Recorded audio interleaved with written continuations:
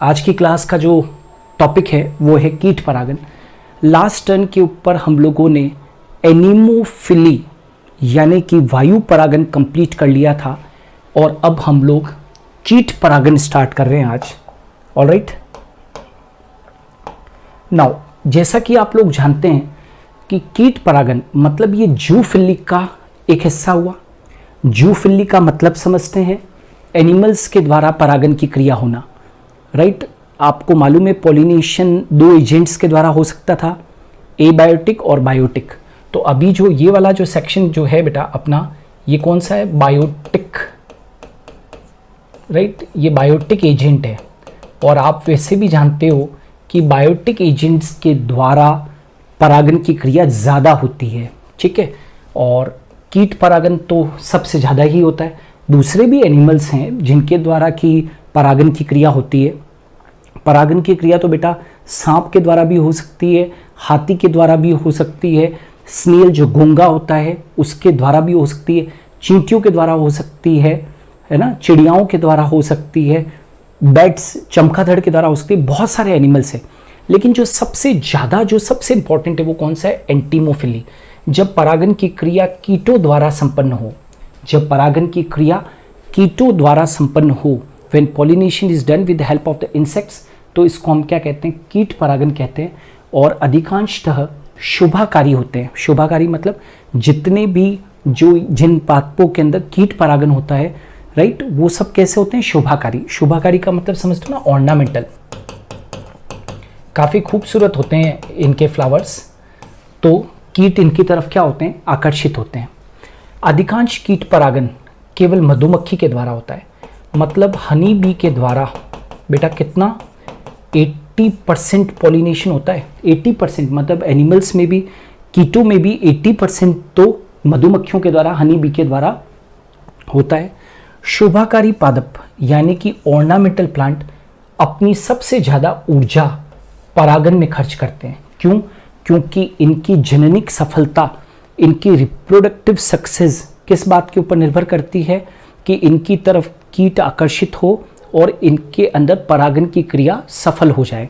तो शोभाकारी पादप अपनी सबसे ज़्यादा ऊर्जा परागन में खर्च करते हैं तथा कीट परागन हेतु ज़्यादा से ज़्यादा अनुकूलन पैदा करते हैं। मतलब इन्होंने इवोल्यूशन के दौरान क्या किया? बहुत सारे अपने अंदर अनुकूलन विकसित किए हैं।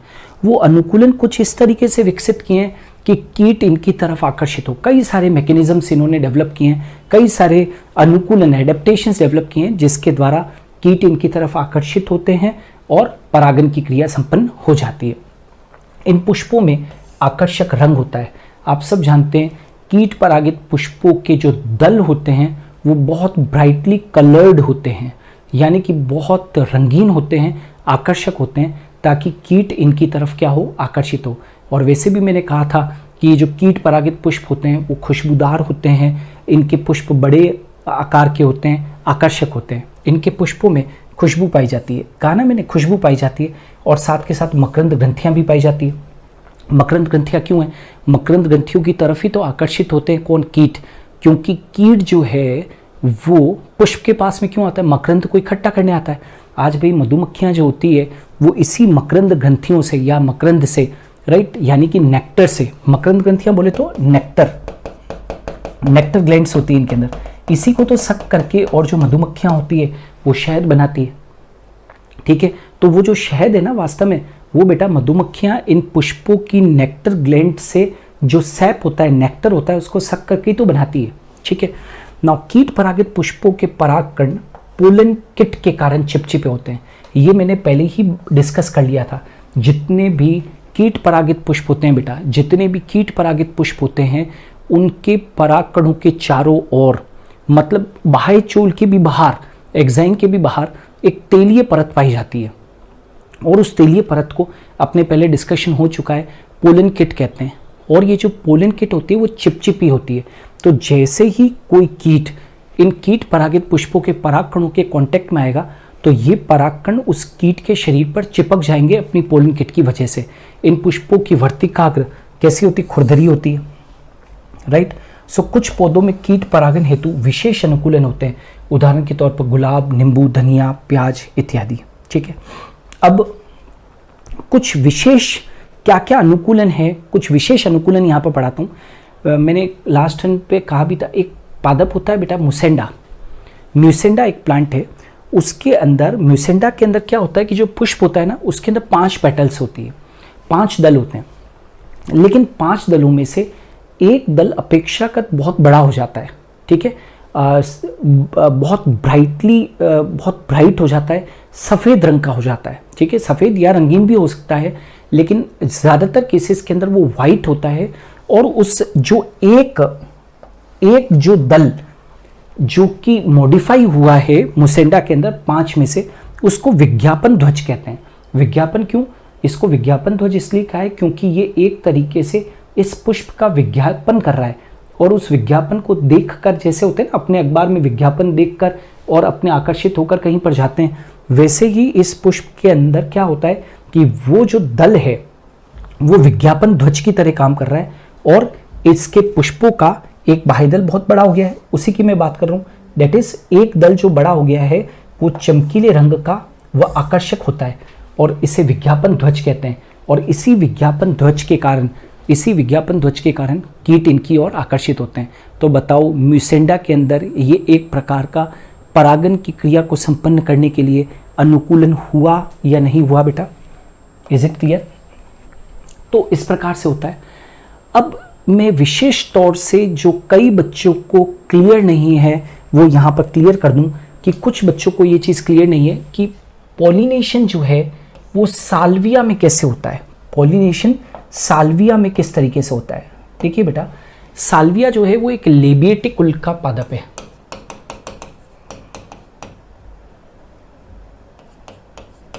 लेबिएटी,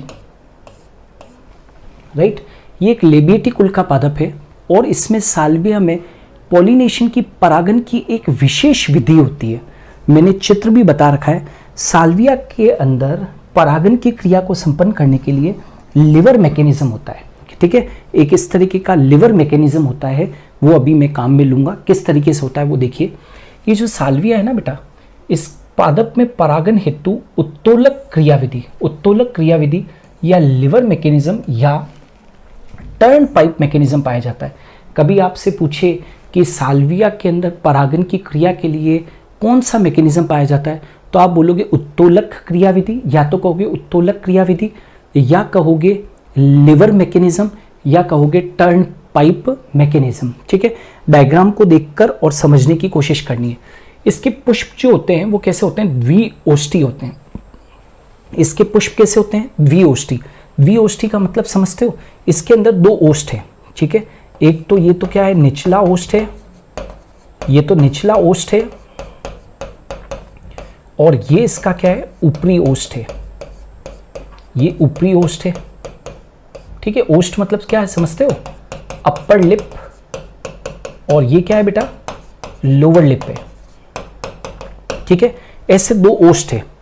नीचे वाला जो ओष्ठ होता है वो कीट को मंच प्रदान करता है, कीट को मंच प्रदान करता है। मंच समझते हो? मतलब इसके ऊपर आकर और कीट बैठेगा, यहां पर ये मंच की तरह काम करेगा, कीट यहां पर आकर बैठेगा, ठीक है। और ये ऊपर का ओष्ठ है। तो इसके पुष्प में द्विओष्ठी दलपुंज नलिका, द्विओष्ठी दलपुंज नलिका, इसको बोलते हैं बाइलेबिएट कोरोलेट ट्यूब होती है, राइट। आप देख रहे हो ये पूरा एक ट्यूब बनेगी यहाँ पर, ऐसे पूरा ट्यूब की तरह, ये पूरी एक ट्यूब की तरह संरचना बनेगी, ठीक है। अब क्या होता है, इसको बोलते हैं बाइलेबिएट कोरोलेट ट्यूबल, राइट। जो ऊपरी ओष्ठ होता है ना, ये कितने दलों का बना होता है? ये 2 दल का बना होता है। ऊपरी ओष्ठ कितने दल का बना होता है? 2 दल का बना होता है। और ये जो ऊपरी ओष्ठ होता है बेटा, याद रखना, ये ऊपरी ओष्ठ ऊपर की ओर उठा हुआ, ऊपर की ओर उठा हुआ, ऊपर की ओर क्या है बेटा? ये ऊपर की ओर उठा हुआ, ये ऊपर की ओर उठा हुआ एवं मुड़ा हुआ होता है। ये ऊपर की ओर उठा हुआ, वह अंदर की तरफ मुड़ा हुआ, राइट। आप देख पा रहे हो ये कैसा है? ऊपर की तरफ उठा हुआ, ये देखो ऊपर की तरफ उठा हुआ, यहां पर देख लेते हैं, ये ऊपर की तरफ उठा हुआ और अंदर की तरफ मुड़ा हुआ, देख रहे हो, ऊपर की तरफ उठा हुआ और अंदर की तरफ मुड़ा हुआ है, ठीक है। और इसी ओष्ठ से ये वाला जो दिख रहा है ना, ये वाला, इसी ओष्ठ से दो चीजें संलग्न है, एक तो क्या चीज, स्टिग्मा, और एक पुंकेसर। ये देखो, ये क्या है, पुंकेसर है, ये तो रहा पुंकेसर बेटा। और ये वाली जो रचना आपको दिख रही है, ये वाली, ये क्या है, स्त्री केसर है। ये दोनों रचनाएं इसी से जुड़ी हुई है, राइट। और ये वाला जो भाग है, ये क्या है, ऊपर का स्टिग्मा है। स्टिग्मा तो सब समझते हो ना, यहां लिख दूं, स्टिग्मा बोले तो क्या बेटा, वर्तिकाग्र। स्टिग्मा का मतलब क्या है, वर्तिकाग्र। और इसकी सबसे बड़ी विशेषता है कि यहां पर क्या होता है, देखो, तथा पुंकेसर की योजी बहुत लंबी होती है। योजी बहुत लंबी, योजी समझते हो, देखो जब अपने पुंकेसर पढ़ते हैं तो ऐसे पढ़ाते हैं, ये देखो, ये ऐसा, ये जैसे ये होता है, ये अपने ऐसे पढ़ाते हैं। तो ये क्या चीज होती है, ये तो पूतंतु होता है, ये पूतंतु होता है, राइट। और ये पराग कोश की पाली है, ये क्या चीज है, पराग कोश है, राइट। और ये क्या चीज होती है, योजी, राइट। ये क्या चीज है, योजी। तो इसकी सबसे बड़ी विशेषता है कि यहां पर पुंकेसर की योजी बहुत लंबी है, राइट। अब ये जो योजी है वो इतनी लंबी है कि क्या होता है कि इसके कारण जो दो पालियां होती है, ध्यान से सुनना, बहुत ध्यान से, ये चीज यहां पर लिखी हुई नहीं है, योजी इतनी लंबी होती है, ये वाली जो देख रहे हो ना बेटा, ये जो चीज आपको दिख रही है, ये जो योजी यहां पर आपको ये वाला जो भाग दिख रहा है, ये योजी इतनी लंबी होती है इसके अंदर कि इसके कारण क्या होता है, व्हाट हैपेंस बेटा, परागकोश की दोनों पालियां सेपरेट हो जाती है। ये दोनों पालियां क्या हो जाएगी, बिल्कुल सेपरेट हो जाएगी, इस तरीके से, ये इस तरीके से सेपरेट हो जाएगी। ये योजी के लंबे होने के कारण परागकोश की दोनों पालियां सेपरेट हो जाएगी। अब दोनों पालियां जब सेपरेट हो जाती है तो योजी के अग्र सिरे वाली जो परागकोश की पाली होगी वो तो होगी जननशम्य। जननशम्य का मतलब होता है फर्टाइल, वो तो होगी फर्टाइल। जबकि पश्च सिरे वाली जो पाली होगी, वो कैसी होगी बेटा, बंध। बंध का मतलब समझते हो, वो स्टराइल होगी, राइट, वो स्टराइल होगी। इसका मतलब ये हुआ कि अग्र सिरे वाली पाली जननशम्य है, तो जननशम्य मतलब उसके अंदर क्या है, पोलन ग्रेन है, राइट। उसके अंदर क्या स्थित होंगे, पोलन ग्रेन, परागकण होंगे, है ना। और याद रखना, यहां पर जो पुंकेसर है ना, पुंकेसर का जो पूतंतु है, पुंकेसर का पूतंतु वो जुड़ा हुआ है किससे, ये पश्च सिरे वाली पाली जो कि बंद है उससे जुड़ा हुआ है। और यहां पर जो हमने कहा ना कि ये लिवर मैकेनिज्म, तो इसके अंदर लिवर की भांति कौन काम कर रहा है, लिवर की भांति, यानी कि उत्तोलक की भांति जो काम कर रहा है वो कौन है, पुंकेसर है। लिवर की भांति, लिवर समझते ना, इस तरीके से वर्क करेगा। लिवर की भांति कौन काम कर रहा है, पुंकेसर। आपको ये चीज मैं बता दूं, पुंकेसर का पूतंतु जो योजी से जुड़ा हुआ है, पुंकेसर का पूतंतु परागकोश की जो दो पालियां हैं, एक जननशम्य और एक बंध्य, तो वो बंध्य पाली से क्या है, जुड़ा हुआ है। अब क्या होता है, व्हाट हैपेंस, जैसे ही कीट अंदर आता है और इस बाइलेबिएट कोरोलेट ट्यूब में, यानी कि द्विओष्टी द्वलपुंज नलिका के अंदर प्रवेश करता है, तो जैसे इस नलिका के अंदर प्रवेश करेगा तो प्रवेश करते ही क्या होगा कि जो पश्च पाली थी, जो पश्च सिरे वाली पाली थी, उससे जुड़ा हुआ था ना पुंकेसर, तो पश्च सिरे वाली बंद पाली होती है, वो बेटा पीछे धकेल दी जाती है। क्या कर दी जाती है, पीछे धकेल दी जाती है। तो जैसे ही पश्च सिरे वाली पीछे धकेल दी जाएगी, तो जो अग्र पाली होगी, जो कि जननशम्य, जो अग्र पाली होगी, ये वाली, ये कौन सी थी, अग्र पाली, जो कि जननशम्य है, वो नीचे की तरफ क्या हो जाएगी, झुक जाएगी बेटा। तो नीचे की तरफ झुकेगी तो क्या होगा, जितने भी जो परागकण है वो इस कीट की, ये कीट है, वो इस कीट की जो बैक है, जो उसकी पीठ है, उसके ऊपर बिखेर दिए जाएंगे, उसकी पीठ के ऊपर बिखेर दिए जाएंगे। अब यदि यही कीट वापस से किसी दूसरे पुष्प के पास में जाता है। यही कीट यदि दूसरे पुष्प के अंदर मकरंद को लेने के लिए क्या करेगा, दूसरे पुष्प के ऊपर जाएगा, तो जैसे ही वो इसमें एंटर करने की कोशिश करेगा, जैसे ही एंटर करने की कोशिश करेगा, तो बताओ इस कीट के ऊपर क्या है बेटा, परागकण बिखरे हुए थे। तो वो जो परागकण है इसकी पीठ पर कीट की पीठ पर परागकण है, और ये क्या चीज है बेटा, वर्तिकाग्र। तो ये वर्तिकाग्र इस कीट की पीठ के कांटेक्ट में जब आएगी तो वो परागकण किसके ऊपर चिपक जाएंगे, वो इस वर्तिकाग्र के ऊपर चिपक जाएंगे, और इस प्रकार से परागन की क्रिया संपन्न हो जाएगी। तो ये देखो क्या लिखा है, जब कीट पुष्प के अंदर घुसता है तो फलत पाली मतलब फर्टाइल वाली, समझ में आ रहा है ना, परागकोश की 2 पालियों में से एक जननक्षम पाली द्वारा परागकण कीट की पीठ पर बिखेर दिए जाते हैं। तो पश्चपाली तो पीछे की तरफ धकेल दी जाएगी। तो वो जो पुंकेसर है ना बेटा, वो लिवर की भांति काम कर रहा है, समझो लिवर मैकेनिज्म का मतलब समझिए, ऐसे लिवर की भांति काम कर रहा है। तो वो जैसे कीट अंदर आता है तो पश्चपाली तो पीछे धकेल दी जाएगी और अग्रपाली आगे की तरफ झुक जाएगी, तो कीट की पीठ के ऊपर परागकण डाल दिए जाएंगे। सेम कीट यदि दूसरे पुष्प के ऊपर जाएगा तो वर्तिकाग्र उसके संपर्क में आएगी और परागन की क्रिया संपन्न हो जाएगी। इस प्रकार से पॉलिनेशन इन साल्विया होता है।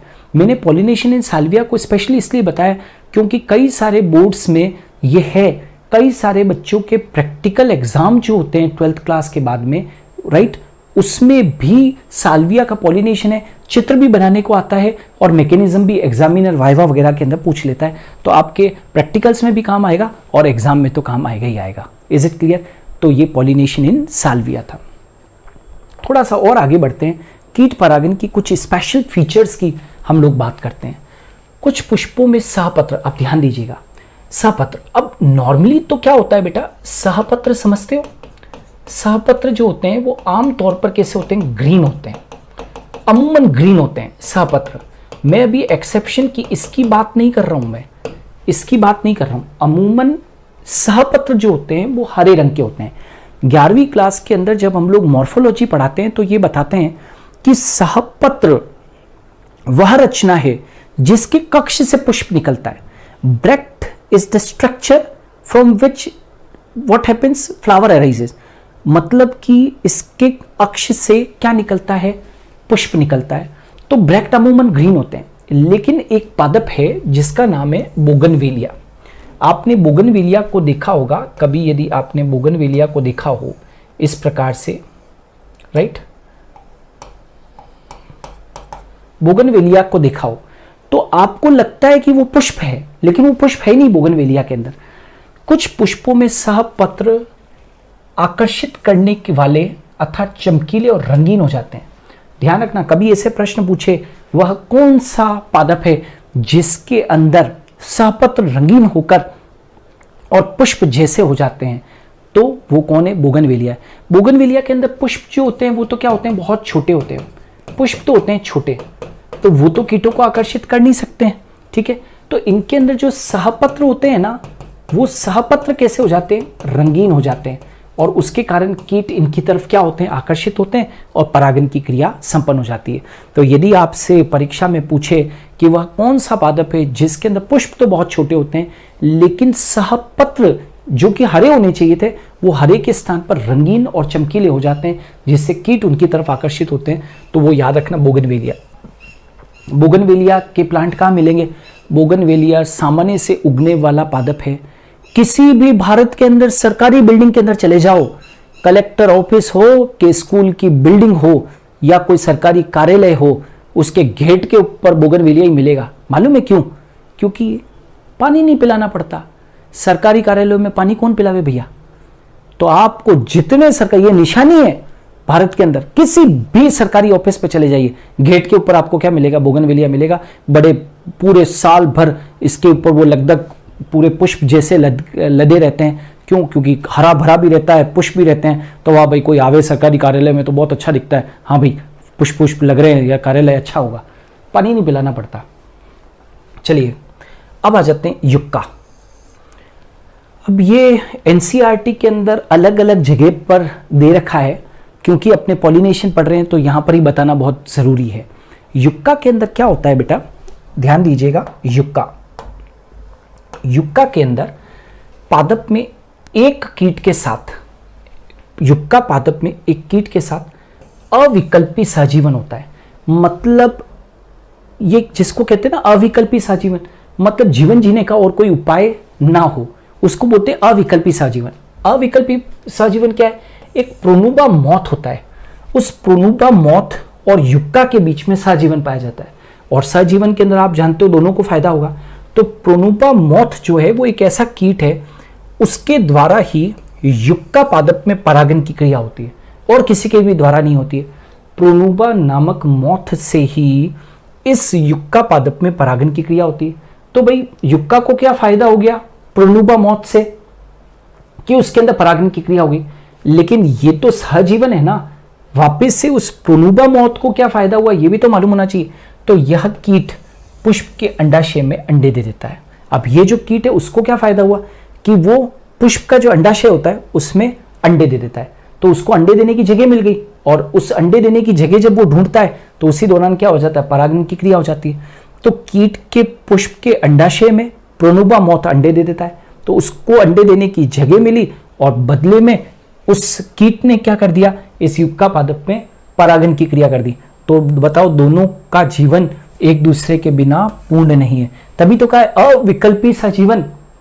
अविकल्पी मतलब दोनों एक दूसरे के बिना इनका कुछ नहीं हो सकता। क्यों? यदि ये ना होता तो युक्का पादप में परागन नहीं होता।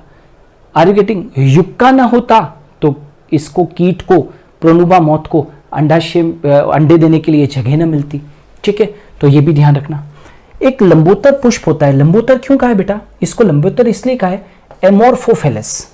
आप इमेजिन कर सकते हो कि कोई पुष्प, एक फ्लावर, आपने गुलाब देखा है, डहेलिया देखा है, कितना होता है? इतना। कोई होता है इतना, अधिकांश इतना बड़ा देखा होगा। क्या आपने आपकी हाइट से भी लंबा 6 फीट का पुष्प देखा है कभी? 6 फीट लंबा फ्लावर, इसको बोलते हैं दुनिया का सबसे लंबा पुष्प, और वो है एमोर्फोफेलस। में भी युक्का के समान प्रक्रिया दिखाई देती है। मतलब इसी के समान बिल्कुल यहां पर भी एमोर्फोफेलस में भी बिल्कुल अविकल्पी सहजीवन की तरह ही घटनाक्रम होता है एमोर्फोफेलस के अंदर। ठीक है, मतलब इसको भी परागन के लिए क्या चाहिए?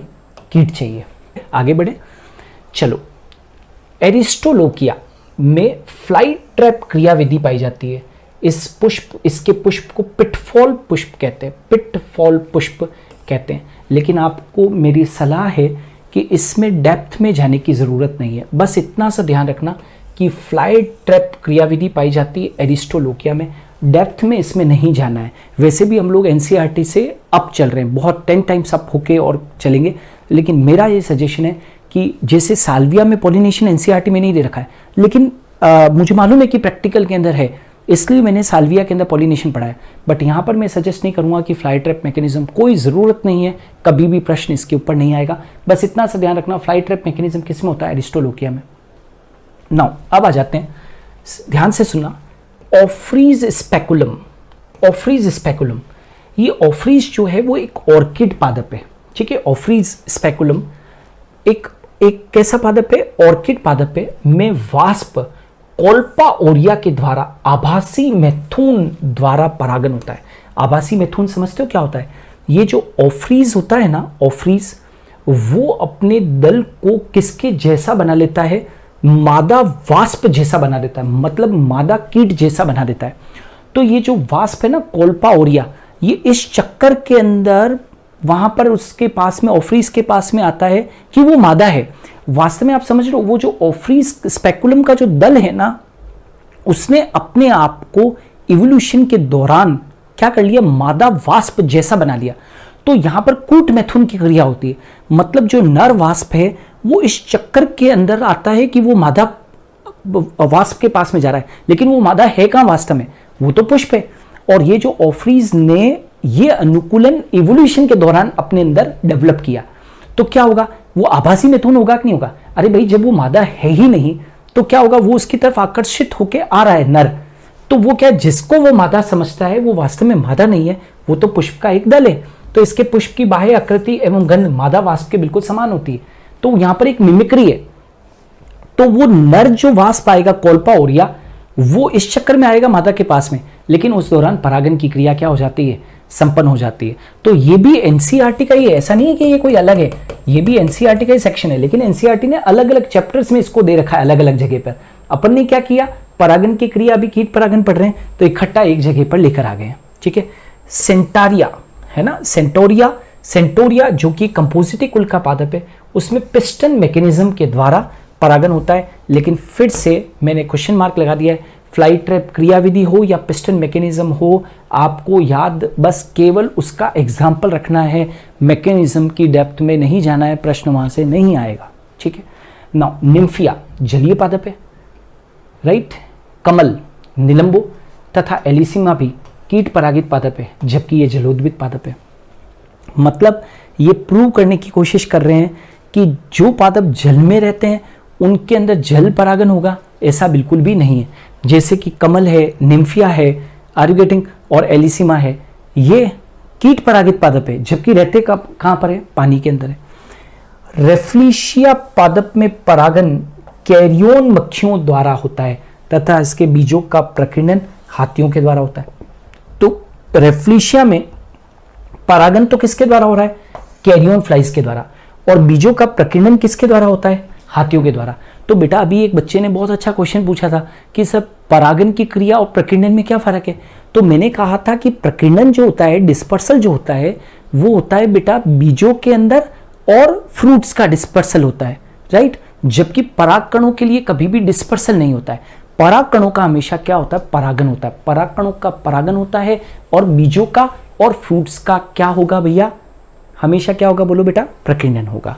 क्लियर, आगे बढ़े। चलिए अब यहां पर कीट परागन पूरा कंप्लीट कर लिया है हम लोगों ने, और कीट परागन के बाद में अब कुछ और जीवों के द्वारा परागन की क्रिया होती है। कीटों के द्वारा तो होता ही है, आप जानते हो हनी बीज के द्वारा 80% होता है, लेकिन कई बार प्रश्न थोड़ा सा यदि अजीब सा पूछ लिया जाएगा तो दिक्कत आएगी। चलो, चमगादड़ परागन, काइरोप्टेरोफिली, इसको क्या कहते हैं, काइरोप्टेरोफिली। जब परागन चमगादड़ द्वारा होता है तो उसे चमगादड़ परागन कहते हैं। ऐसे चमगादड़ जो फलहारी होते हैं, फलहारी का मतलब समझते हो, फ्रूगीवोरस। फ्रूगीवोरस, फ्रूगीवोरस कौन होते हैं बेटा, फलाहारी, फलाहारी जो फ्रूट्स खाते हैं केवल, राइट। जैसे टेरोपस, यूं तो चमगादड़ क्लास 11th में एनिमल किंगडम में हम अलग अलग तरीके के पढ़ाते हैं, लेकिन जो टेरोपस होता है जो फलहारी होता है, आर यू गेटिंग, जो फलहारी है, जो केवल और केवल फलों को खाता है, वही परागन की क्रिया कर सकता है। ठीक है, ये पुष्प अधिक बड़े होते हैं, राइट, मतलब जिनके अंदर ये चमगादड़ परागन होता है वो पुष्प क्या होते हैं, बड़े होंगे। जैसे एंथोसेफेलस कदम्बा, बेस्ट एग्जाम्पल, एंथोसेफेलस कदम्बा, बोहुनिया, काइगेलिया तथा मूसा केला, राइट। इन सब के अंदर याद रहे कि चमगादड़ परागन हो सकता है। ठीक है, अब आ जाते हैं पक्षी परागन। पक्षी परागन को क्या बोलते हैं, ऑर्निथोफिली। भाई जैसे आपने कहा ना, वायु परागन तो एनिमोफिली, कीट परागन तो एंटेमोफिली, जल परागन तो हाइड्रोफिली, चमगादड़ परागन तो काइरोप्टेरोफिली, वैसे ही पक्षी परागन को क्या बोलते हैं, ऑर्निथोफिली। जब परागन की क्रिया किसके द्वारा हो बेटा, चिड़ियाओं के द्वारा हो तो इसे पक्षी परागन कहते हैं। जैसे कि सनबर्ड है ना, जैसे सनबर्ड तथा हमिंग बर्ड द्वारा, है ना, सनबर्ड या हमिंग बर्ड द्वारा बिग्नोनिया में और स्ट्रीलिड्जिया में, स्ट्रीलिड्जिया पादप में हनी बर्ड नेक्टरीना एल्फ्रा के द्वारा, ये एग्जाम्पल दे रखे हैं, राइट। जब परागन की क्रिया चिड़ियाओं के द्वारा हो तो उसको पक्षी परागन कहते हैं। जैसे सनबर्ड या हमिंग बर्ड के द्वारा बिग्नोनिया में और स्ट्रीलिड्जिया पादप में हनी बर्ड, जिसको नेक्टरीना एल्फ्रा के कहते हैं, उसके द्वारा होता है। और बस केवल इतना से ध्यान रखिए, इतना डीप में तो पूछेंगे नहीं आपसे, केवल आपसे ये पूछेंगे पक्षी परागन को क्या कहते हैं, तो ऑर्निथोफिली। चमगादड़ परागन को क्या कहते हैं, तो काइरोप्टेरोफिली। भले ही ये अंग्रेजी नाम है, लेकिन ध्यान तो आपको रखने ही पड़ेंगे, क्योंकि वहां पर आप ये नहीं क्लेम कर सकते हो कि चिड़ियाओं के द्वारा परागन की क्रिया को क्या कहते हैं, तो वो ऑप्शन में ऑर्निथोफिली आएगा, है ना। आप ये नहीं सोच सकते हो कि वो पक्षी लिख देगा, फिर तो खेल ही खत्म। ठीक है, नाउ मिरमेकोफिली, मिरमेकोफिली, मिरमेकोफिली या दीमक परागन, है ना। मिरमेकोफिली मतलब दीमक के द्वारा या चींटियों के द्वारा जो परागन होता है उसको मिरमेकोफिली कहते हैं। वैसे अधिकांशतः ज्यादातर चींटियों के द्वारा जो परागन की क्रिया होती है उसको क्या कहते हैं, मिरमेकोफिली कहते हैं। चींटियों के द्वारा भी और दीमक के द्वारा भी परागन की क्रिया होती है उसको हम मिर्मेकोफिली कहते हैं। जैसे प्रोसोपिस है ना, कीकर या अकेशिया, राइट, कीकर, अकेशिया और रूबिएसी कुल के कुछ सदस्यों में तथा आम के अंदर मिर्मेकोफिली देखी गई है। मिर्मेकोफिली का मतलब होता है दीमक के द्वारा और चींटियों के द्वारा परागन की क्रिया का संपन्न होना। विशेष तौर से कीकर हुआ, एकेशिया हुआ, रूबिएसी कुल के सदस्य हुए, आम हुआ, उन सब के अंदर मिर्मेकोफिली पाई जाती है। ठीक है, अब आ जाते हैं मेलेकोफिली। मेलेकोफिली का मतलब समझते हो बेटा? मेलेकोफिली का मतलब होता है, मेलमेकोफिली का मतलब ये होता है कि घोंघों के द्वारा परागन। घोंघे समझते हैं? स्नेल्स के द्वारा क्या होता है? परागन होता है। जैसे एस्पिडिस्ट्रा लुरिडा और क्राइसेंथेमम पादप के अंदर किसके द्वारा होता है? मेलेकोफिली, घोंघों के द्वारा परागन होता है। एग्जाम्पल को जस्ट याद रखिए, ऑप्शन तो आपके पास में एग्जाम के अंदर होगा ही होगा, क्योंकि ये वाला जो सेक्शन है जो मिर्मेकोफिली और मेलेकोफिली वगैरह ये तो पूछेंगे तो नीट के अंदर ही बेटा, बोर्ड में तो आने वाला है नहीं। तो नीट में तो आपके पास में ऑप्शन रहेगा, तो दिमाग में थोड़ा सा ध्यान रखना, तो आपका प्रश्न कभी भी गलत नहीं होगा। नाउ ओफियोफिली, ओफियो वर्ड जो यूज होता है बेटा वो स्नेक के लिए यूज होता है ना। ओफियोफिली स्नेक के लिए होता है। तो एरिसीमा, याद रखना बेटा, एरिसीमा या कोबरा पादप में, एरिसीमा को कोबरा पादप कहा ही इसलिए गया है क्योंकि उसके अंदर परागन की क्रिया सांप के द्वारा होती है। तो एरिसीमा या कोबरा पादप में, एरिसीमा ध्यान रखना बेटा, नोटेड कर लिया है आपने? एरिसीमा या कोबरा पादप में सांप के द्वारा परागन की क्रिया होती है, और जब पॉलिनेशन स्नेक के द्वारा होता है तो उसको ओफियोफिली कहते हैं। क्लियर है बेटा? चलो आगे बढ़ते हैं। अब आपने देखा होगा कुछ पादप रात को खिलते हैं, और रात को खिलने वाले पुष्पों को नॉक्टर्नल कहते हैं। रात को खुलने वाले पुष्पों को क्या कहते हैं हम लोग? नॉक्टर्नल कहते हैं। तो रात्रि में खिलने वाले पुष्पों में परागन मॉथ के द्वारा होता है, और इनमें तीव्र गंध होती है, और इनके पुष्प सामान्य सफेद होते हैं। आपने देखा होगा है ना, नाइट जैस्मिन वगैरह जो होते हैं ना, है ना, रात की रानी वगैरह जो होते हैं, इनके पुष्प आपने देखा होगा सफेद होते हैं, है ना।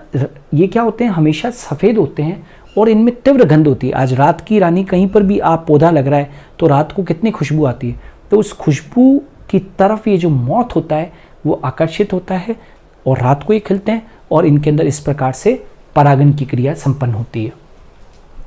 ऑर्किड पादपों में परागन वास्प के द्वारा या घोंघे के द्वारा हो सकता है। ऑर्किड पादपों में, ऑर्किड पादप कैसे होते हैं बेटा? अधिपादप होते हैं। कैसे होते हैं ये? अधिपादप। अधिपादप समझते हो? जो दूसरों के ऊपर पाए जाते हैं लेकिन परजीवी नहीं होते। जो दूसरों के ऊपर पाए जाते हैं लेकिन परजीवी नहीं होते वो अधिपादप कहलाते हैं। तो इनके अंदर वास्प के द्वारा हो सकता है। मधुमक्खियों का मनपसंद रंग जो होता है वो बेटा क्या होता है? पीला। मधुमक्खियों का जो सबसे मनपसंद रंग है वो क्या होता है? पीला। मतलब ये पीले पुष्प की तरफ सबसे ज्यादा क्या होंगे? आकर्षित होगी। पीले पुष्प की तरफ सबसे ज्यादा आकर्षित होगी। ठीक है। प्राइमेट्स के प्राणी, ये बेटा एनसीईआरटी से लिया गया है। ये स्टेटमेंट एनसीईआरटी में और कहीं पर भी ये देखने को नहीं मिलेगा। एनसीईआरटी का ये लाइन है, क्योंकि एनसीईआरटी तो लाइन टू लाइन पढ़नी पड़ेगी, क्योंकि नीट में उसके बिना तो जीत है नहीं। तो ये याद रखना, प्राइमेट्स एक बार पहले भी बता चुका हूं ना मैं बेटा, स्तनधारी जीवों का सबसे उन्नत गण जो मेमेलिया है उसके अंदर 16 ऑर्डर्स होते हैं। उनमें से सबसे उन्नत ऑर्डर जिसको गण कहते हैं वो कौन है? प्राइमेट है। प्राइमेट में बेटा सब वो बंदर और कपी और चिंपांजी, ओरेंगटन, है ना, इंक्लूडिंग वी पीपल, मानव, सब शामिल है। तो प्राइमेट्स के जो प्राणी होते हैं, लिमर या लेम्यूर भी कहते हैं इसको, अंग्रेजी के अंदर लिमुर कहते हैं, लिमुर। ठीक है। प्राइमेट्स के प्राणी लिमूर या लेम्यूर के द्वारा भी परागन हो सकता है। वृक्षवासी रोडेंट्स, वृक्षवासी जो रोडेंट्स है, वृक्षवासी रोडेंट्स समझते हो? ये गिलहरी वगैरह और ये सब होते हैं, ये वृक्षवासी रोडेंट्स होते हैं, उनके द्वारा। यहां तक कि सरीसृप वर्ग में एक लिजार्ड होती है जिसको बोलते हैं गीको छिपकली, और गार्डन लिजार्ड छिपकली के द्वारा भी कुछ प्रजातियों में परागन के लिए क्या होता है? परागन क्रिया हो सकती है। तो ये एनसीईआरटी से लिया गया है। क्या कहा मैंने? प्राइमेट्स के द्वारा। प्राइमेट कौन होते हैं? स्तनधारी होते हैं। तो लिमूर के द्वारा, वृक्षवासी रोडेंट्स के द्वारा, यहाँ तक कि सरीसृप वर्ग से संबंधित 2 जीव, एक तो एक गार्डन लिजार्ड और दूसरी गीको छिपकली के द्वारा भी परागन की क्रिया संपन्न हो सकती है। समझ में आ रहा है बेटा? तो ये भी आपको ध्यान रखना है, ठीक है। और इसी के साथ में आज एक बड़ा टॉपिक चला आ रहा था, पॉलिनेशन। पॉलिनेशन आज मैंने इस sexual reproduction in flowering plants में जो सब टॉपिक था वो आज कंप्लीट कर लिया है, राइट। और सुनो, ये पॉलिनेशन को हमने A to Z जितना संभव हो सकता है मैंने हर एंगल के ऊपर करवा दिया है। अब बेटा एक भी क्वेश्चन किसी भी किताब का पॉलिनेशन के ऊपर गलत नहीं होना चाहिए। निषेचन की क्रिया, यहाँ से अब लास्ट फेज चालू होता है इस चैप्टर का, डेट इज द फर्टिलाइजेशन। अभी तक पूरा नर जन्नांग पूरा पढ़ लिया, मादा जन्नांग पूरा पढ़ लिया।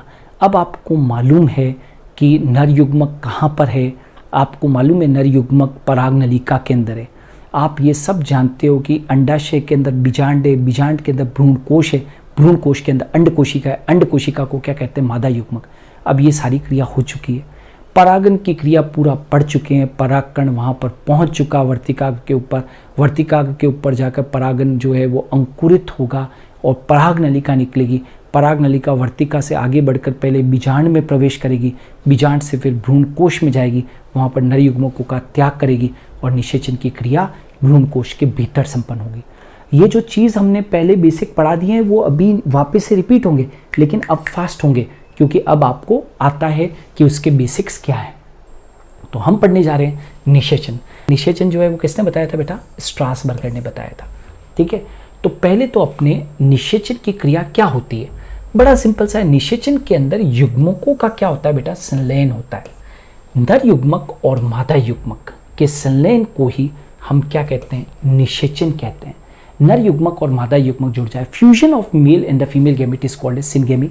और ये जो फर्टिलाइजेशन, मैं फिर बोल रहा हूँ बेटा, रोक कर टोंक कर आपको बता दूं, मैं डबल फर्टिलाइजेशन की अभी बात नहीं कर रहा हूँ, मैं दोहरे निषेचन की बात नहीं कर रहा हूँ। दोहरा निषेचन तो नवाज़ ने बताया था, गलती नहीं करनी है, ठीक है। मैं अभी जस्ट सिंपल निषेचन की बात कर रहा हूँ। नर युग्मक और मादा युग्मक के संलयन की क्रिया को हम निषेचन कहते हैं। और निषेचन सबसे पहले मोनोट्रोपा प्लांट में, मोनोट्रोपा प्लांट के अंदर किसने बताया था भैया? स्ट्रासबर्गर ने बताया था, सबसे पहले स्ट्रासबर्गर ने। अब परागन, अब ये जो पूरी क्रियाएं हैं ये कम से कम भी 4 स्टेप्स में मैं इस पूरी प्रोसेस को बताऊंगा, फर्टिलाइजेशन को। एनसीईआरटी में तो क्या है, यूं निपटा दिया फटाफट से, हाँ भाई जुड़ गया ना हो गया, नहीं। 4 स्टेप के अंदर जब तक ये 4 स्टेप यदि आपको आ गई तो कोई भी प्रश्न बेटा फर्टिलाइजेशन के ऊपर गलत नहीं होगा, इतना मैं क्लेम कर सकता हूं। इसलिए यहां पर यह चीज पढ़ना जरूरी है। परागकण का अंकुरन, जर्मिनेशन ऑफ पोलन ग्रेन। और ऐसा नहीं है, अब आपको इसको पढ़ना बहुत आसान है, ये कोई आपको मैं नई चीज नहीं बता रहा हूं, ये पहले ही काफी कुछ चीजें बात हो चुकी है। देखो, जर्मिनेशन ऑफ पोलन ग्रेन, आप सब जानते हो बेटा, परागकण का अंकुरन कहाँ होगा? वर्तिकाग्र की सतह के ऊपर होगा।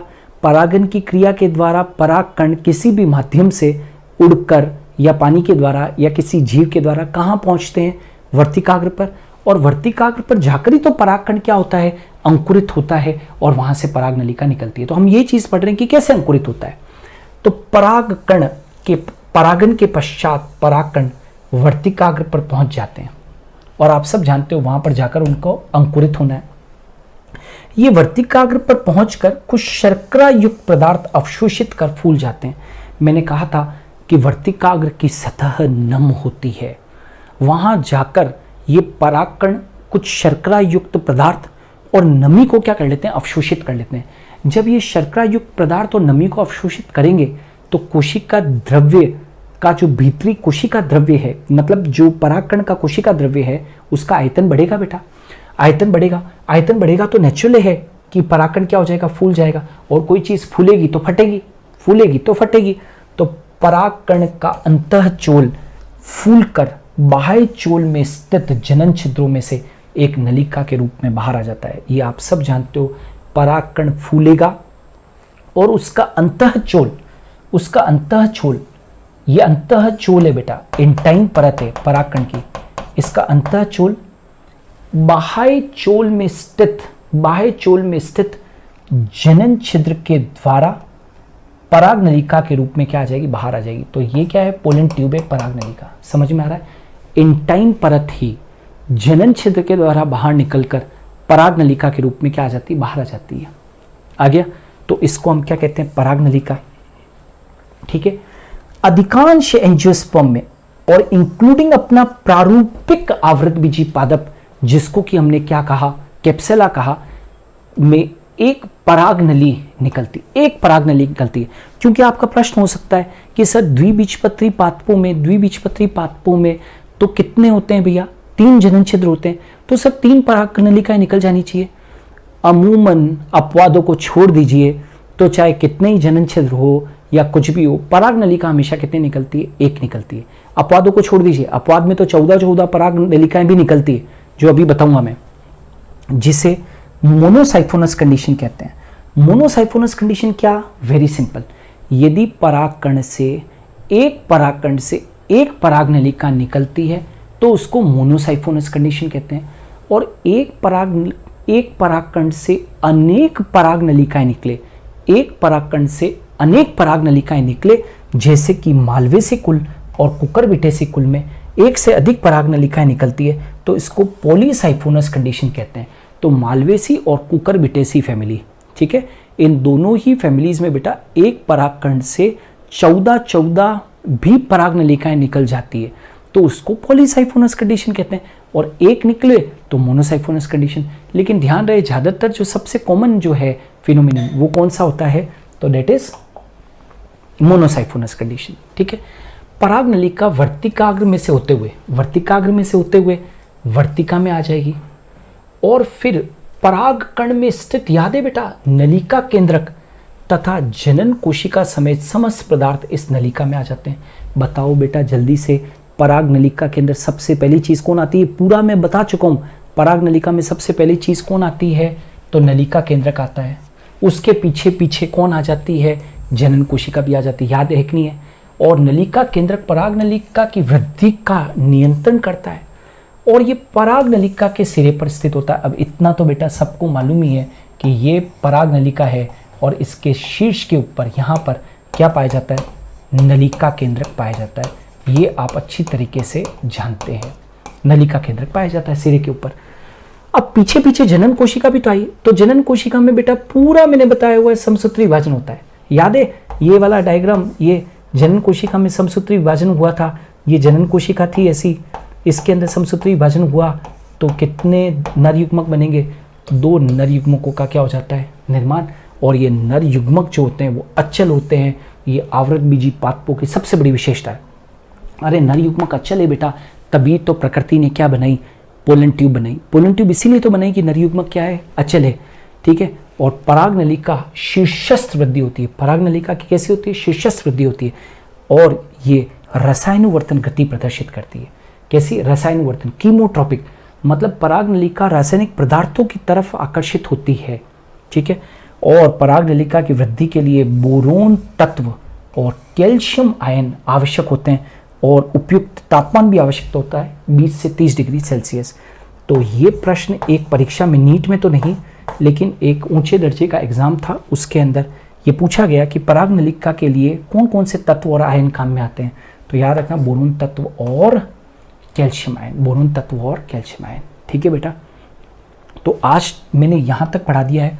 कल की क्लास में बीजांड में प्रवेश है ना, कल पराग नलिका का बीजांड में प्रवेश करवाएंगे। ठीक है। सो आज के लिए इतना ही, थैंक यू।